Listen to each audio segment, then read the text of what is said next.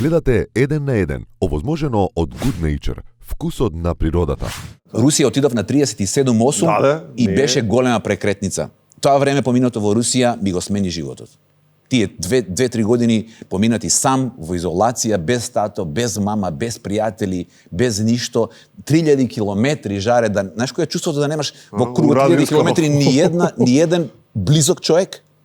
Не преку врата, не во други врата, 3000 километри нема, дојди тешко ми е да му кажеш. Зашо уопшто отиде? Отидов, тука има една голема заблуда зашто отидов ја во Русија 96-та, кој памти и кој не памти, али тие што памтат знаат дека 96-та во врв на популарноста, ја бев пејач на годината, имав хитови, бев прва турнеја, прва универзална, прв пејач што напони лова, Значи 95-та, 6-та мене ми беше супер во Македонија. Ја бе женски, ја бе пари, све што сум сакал од секогаш во 94-та, 5-та, 6-та ми се случи. Не ти чинеше бе? Не, дека не ми чинеше. Ми чинеше, ама сега види како животот води, дали ние го бираме животот или животот нас не води. Мене како победник на Макфест ме праќаат на Белорусија на фестивал. Така. И сега види како животот сам си ги мести, работите ти ако си паметен само ќе следиш.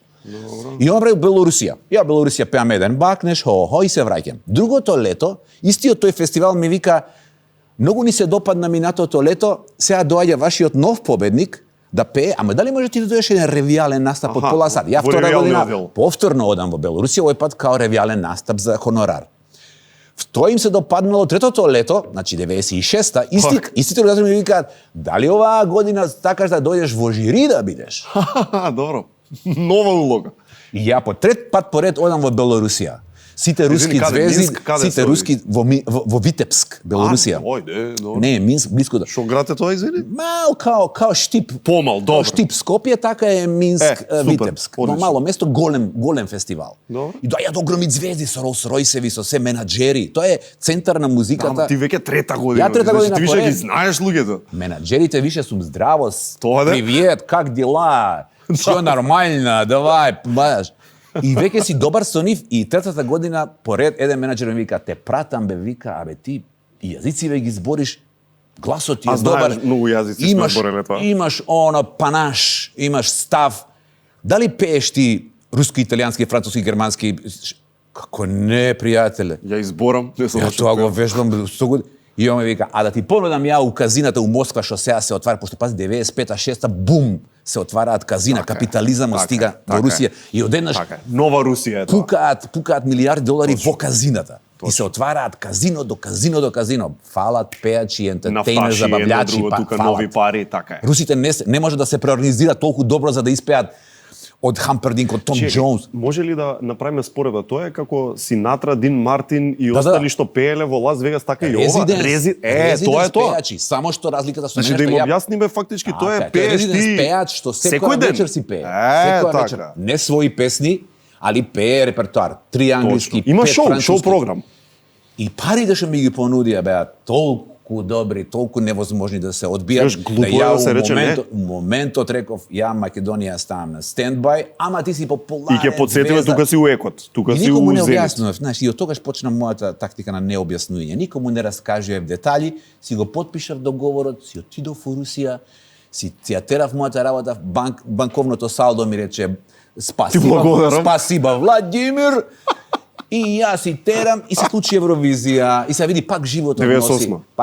Пак животот 96-та, 7-та и 8-та се случува Евровизија, мене животот ми носи некоја нова работа. Среќа имам жаре во животот што сум имал прст на пулсот да го пратам што животот сака да ми каже, не со глава да идам контра, него ако ми носи нешто, сум имал среќа да го видам, чекај, ова животот сака да ми каже. И мене ми погаѓа, и се погаѓа одење у Бирмингем, а ја веќе раскомотен у Русија, сместен со женска, со стан, доларчиња секоја вечер, стига, сигурност една. И Копро вика: идеме на Евровизија, како бе идеме? Идеме! Мезори Зоро беше, да се подсетиме. И кога победивме, и ја реков: чекај, Русија на стендбај, ја оваа приказка морам да ја изживеам. Можеш такво нешто на стендбај да ставиш, Владо? Молим? Се ставаат такви работи на стендбај, сакам да кажам, они трпат такви работи, ја ќе одам да правам Евровизија, па вие чекајте ме. Доларите се супер, ама ова е историски момент. Ја од дете гледам Евровизија, никој македонец не стапнал на Евровизија. Така. Значи, у 50 години македонска нога нема стапнато и мене ми викат: иди ти. Друго беше. Значи, ја морав да влезам во историја. Не можев да одбијам да не бидам прв у нешто. Once in a lifetime. Да.